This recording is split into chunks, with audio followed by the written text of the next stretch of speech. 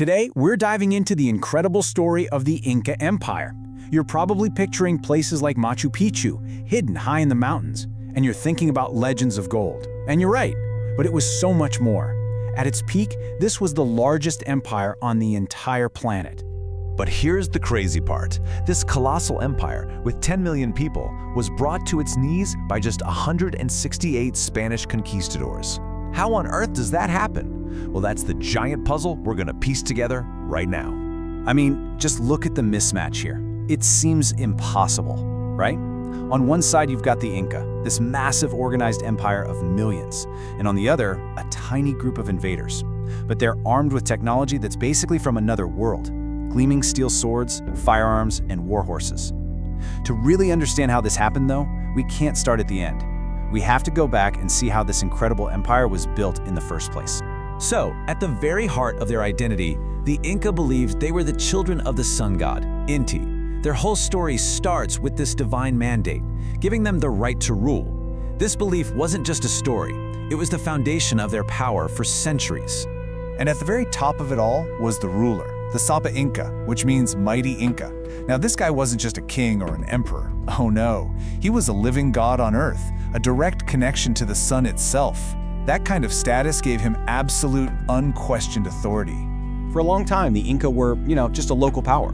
But that all changed in 1438, and it changed because of one man, Pachacuti. He grabbed power after his own father actually fled from an invasion. And get this, instead of cowering before a prophecy that said his people were doomed, he decided to start one of the fastest, most explosive periods of conquest in human history. Talk about a game changer. And the results were just staggering. In the span of only 3 generations, that's like from your grandparents' time to yours, Pachacuti and his successors built an empire that stretched nearly the entire western length of South America. And they tied it all together with this incredible road system that was like the arteries of their massive empire. So how did they pull this off so fast? Well, it wasn't just about having a bigger army. The Inca were brilliant strategists. They developed this incredibly effective system for conquest that was as much about psychology as it was about military power. Their method was just genius in its simplicity. It was a 3-pronged attack. First, they didn't lead with swords. They led with diplomacy. They'd offer you trade, wealth, status, a chance to join them. If that was turned down, then came step 2, intimidation.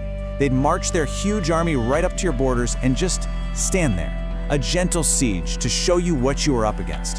That usually did the trick. War was always the last resort, and as soon as they conquered a new place, they'd immediately build forts and roads, making it part of the empire for good.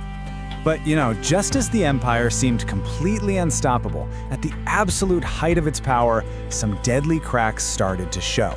And an outside threat arrived, something they couldn't see and couldn't fight, that would trigger a complete catastrophe. It all started in 1527. The emperor, Huayna Capac, and a whole bunch of his top officials suddenly got sick and died from this bizarre new illness. We know now it was almost certainly smallpox or measles.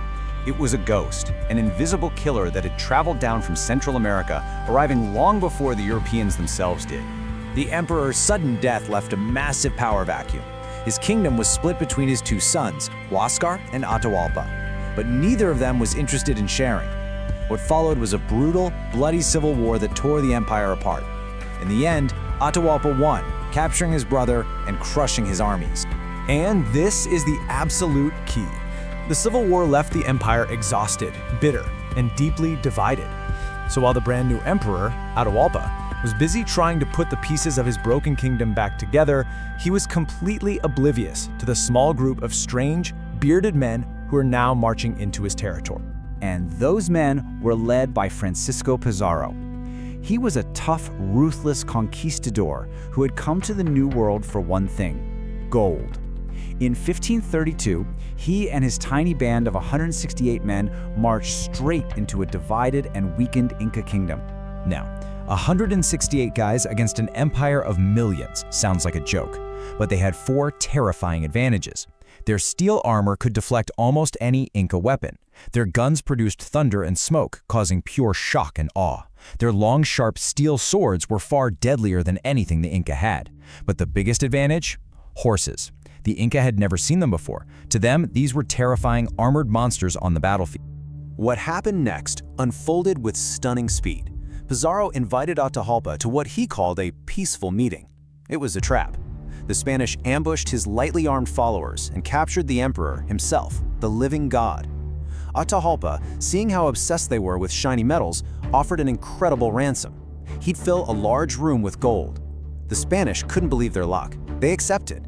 And as soon as they got the ransom, they executed him. So, what was the excuse for the attack? It was a cultural misunderstanding that Pizarro exploited perfectly. A Spanish priest came forward and offered Atahualpa a Bible. Atahualpa had no idea what it was. He held it, maybe put it to his ear, and then, probably annoyed, he just tossed it on the ground. For the Spanish, that was blasphemy. It was the signal they needed to attack. The result was a total massacre. The Spanish cavalry charged into the terrified, trapped crowd.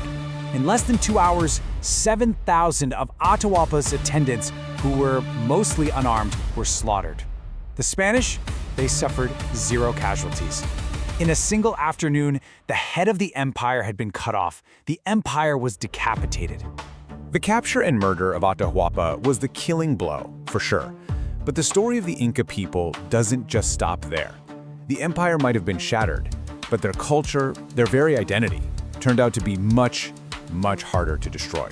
The Spanish tried to control the empire by installing a puppet emperor, a man named Manco Inca, but he eventually got fed up and led a massive rebellion, even laying siege to the capital city of Cusco. Ultimately, though, the rebellion failed, and he was forced to retreat deep into the jungle, where he founded a last tiny Inca state that held out until 1572. The true cost of the conquest, though, was just catastrophic. Between the wars, the brutal forced labor, and wave after wave of European diseases, the population collapsed. Within just 1 century, about half of the entire indigenous population was gone. 50%. Just let that sink in for a moment. And yet, despite all of that tragedy, the Inca legacy is still here. The most powerful proof? Their language, Quechua. It was the official language of the empire. Today, 8 million people in the Andes still speak it. It's a living, breathing link to that lost world. So you see, even though the Inca Empire as a political power is gone, its cultural DNA is still woven into the fabric of the Andes. You can hear it in the language, you can see it in ancient rituals that are still practiced, and you can feel it in the identity of the people who live there today. Which really leaves us with one last big question.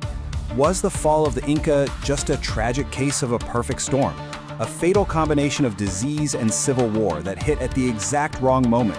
Or was a violent collision between an American empire and an expansionist Europe, with all its germs and steel, simply inevitable?